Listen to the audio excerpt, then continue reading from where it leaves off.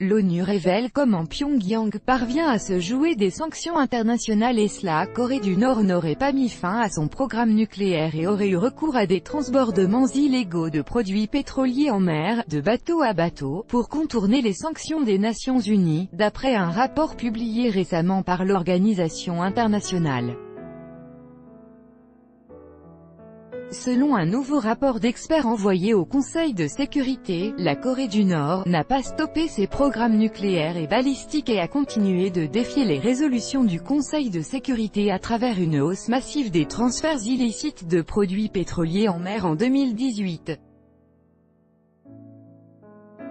Le panel d'experts de l'ONU a également pointé des violations de l'interdiction d'exportation du charbon, du fer et d'autres marchandises nord-coréennes qui ont rapporté plusieurs millions de dollars au régime de Kim Jong-un.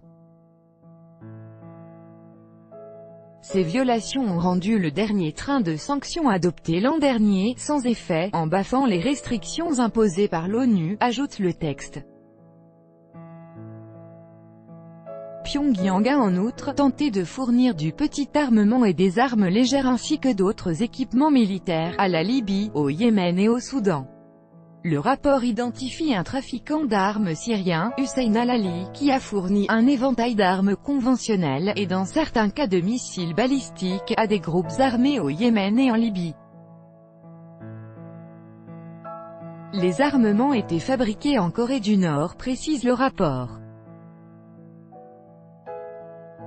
Grâce à la médiation de Hussein al-Ali, un protocole de coopération entre le rebelle Houthis et la Corée du Nord a été négocié en 2016 à Damas, ce qui a permis la fourniture d'une grande variété d'équipements militaires.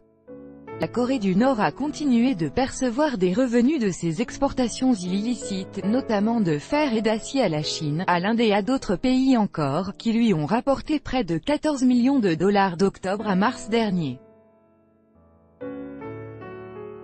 Les sanctions financières restent parmi les plus faiblement appliquées et les plus activement contournées par le régime, indique encore le rapport.